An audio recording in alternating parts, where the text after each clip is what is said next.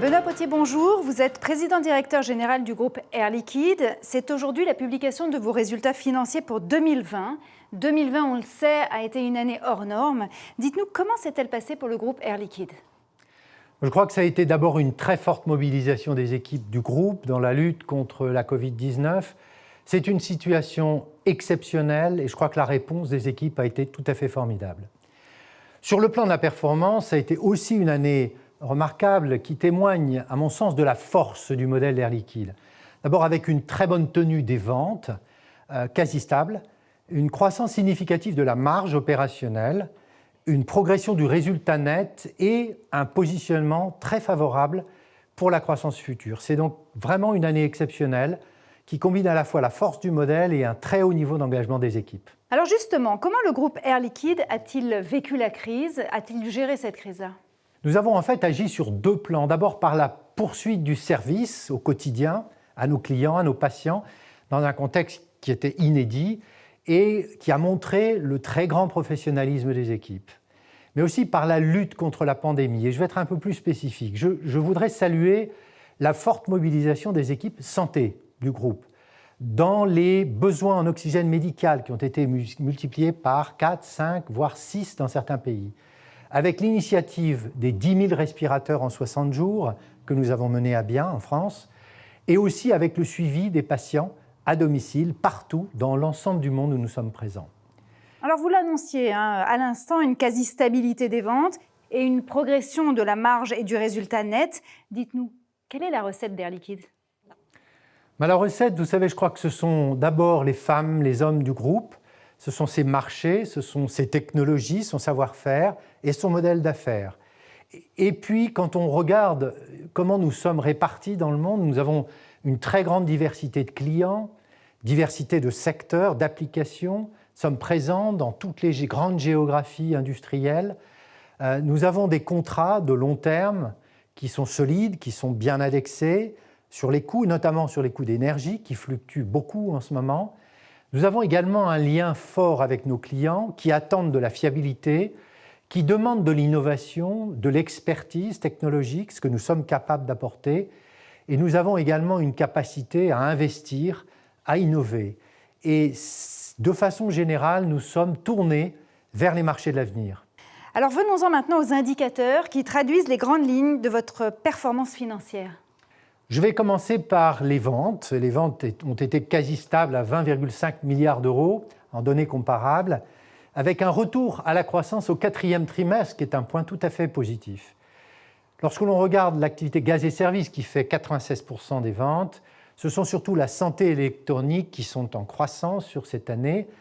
Et en termes géographiques, nous avons un grand contraste. Nous avons une bonne tenue de l'Europe, de façon générale, et une performance solide des économies en développement avec la Chine qui avait déjà rebondi en cours d'année 2020, des pays à l'est de l'Europe et en Amérique latine qui ont aussi bien opéré. En termes de coûts, vous savez que nous cherchons à réduire nos coûts chaque année, toujours plus. Nous avons cette année dégagé 441 millions précisément d'euros d'efficacité qu'on peut qualifier de structurelle, ce qui conduit à 60 points de base d'amélioration de la marge opérationnelle. Et puis nous avions également, en raison de la crise, mis en place des mesures exceptionnelles de contrôle des coûts. Ces mesures nous ont permis de gagner encore 20 points supplémentaires, ce qui fait qu'au final, la marge opérationnelle du groupe a augmenté de 80 points de base hors effet d'énergie.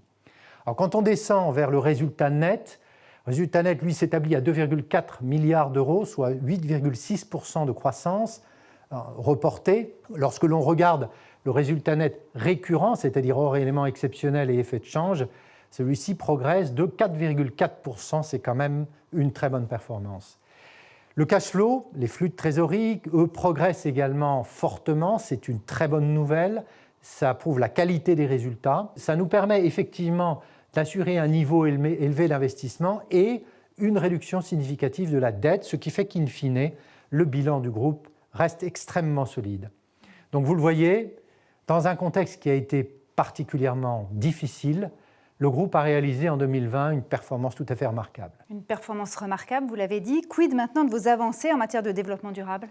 Oui, le développement durable, lui, est au cœur de la stratégie du groupe. Pour nous, performance économique et croissance responsable sont totalement indissociables. Je vais prendre 3 exemples d'indicateurs que nous suivons déjà depuis quelque temps. D'abord, l'intensité carbone. Nous aurons atteint en 5 ans notre objectif de réduction de moins 30% de notre intensité carbone, et ce, au lieu de 10 ans à l'origine. Donc nous avons fait plus vite et mieux que ce que nous pensions. Deuxième indicateur extrêmement important, celui de la sécurité. Nous avons atteint en 2020 un taux d'accident avec arrêt par million d'heures travaillées de 0,9, inférieur à 1. C'est le taux le plus bas depuis 20 ans et je suis extrêmement fier de ce résultat.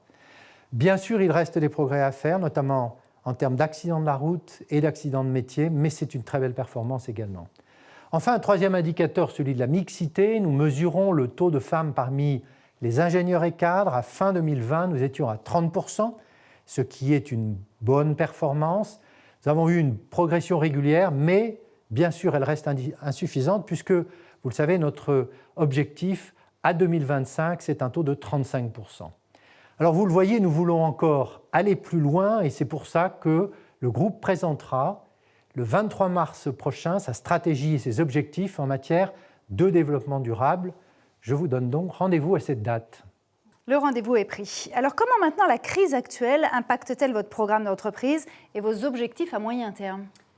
Nous avons atteint dès 2019 les objectifs du programme NEOS à l'horizon 2020. La cible de retour sur capitaux utilisée à 2 chiffres, quant à elle, est maintenue, mais légèrement décalée à 2023-2024, et ce, en raison de la crise du Covid, qui a un petit peu gelé les compteurs pendant 1 an, mais également, et c'est très positif, en raison du programme soutenu d'investissement que nous avons dans l'environnement favorable actuel. Nous serons de retour vers le marché avec un nouveau programme d'entreprise qui sera présenté en 2022. Alors, puisqu'on parle d'avenir, justement, quelles sont les grandes tendances sur lesquelles le groupe va se positionner? Alors, depuis quelque temps maintenant, le groupe s'est positionné sur les marchés d'avenir. Quels sont-ils? D'abord, le climat et la transition énergétique. Nous avons vendu depuis des années de l'oxygène. Eh bien, nous sommes maintenant également très fortement engagés dans l'hydrogène, mais également dans le biométhane, dans la capture du CO2, de façon générale, dans tout ce qui touche à la décarbonisation des procédés industriels, notamment de ceux de nos clients. Air Liquide est vraiment moteur dans cette transformation. Nous sommes également très bien positionnés dans ce domaine avec des investissements qui sont déjà significatifs, et j'en ai un en tête, cet investissement à Bécancour au Canada, du plus grand électrolyseur du monde à membrane et qui produit de l'hydrogène renouvelable.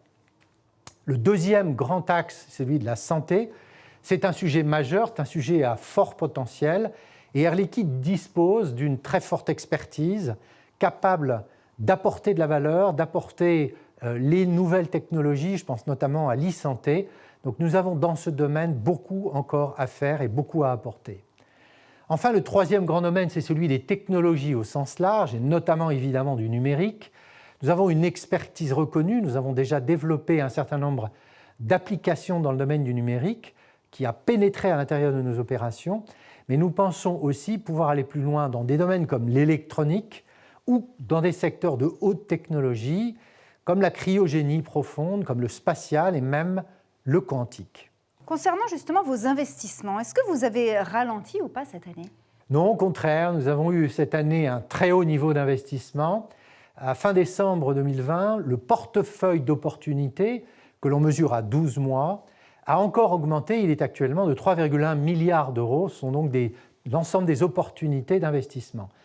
Dans ce portefeuille, près de 45% est dédié à la transition énergétique. Vous voyez donc le rôle qu'elle joue dans le portefeuille du groupe.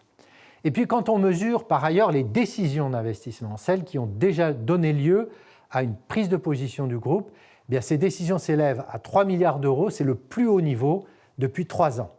Nous sommes donc, je pense, bien positionnés pour accompagner les évolutions d'un monde qui est aujourd'hui, on l'a vu, en pleine transformation et aussi poursuivre notre dynamique de croissance.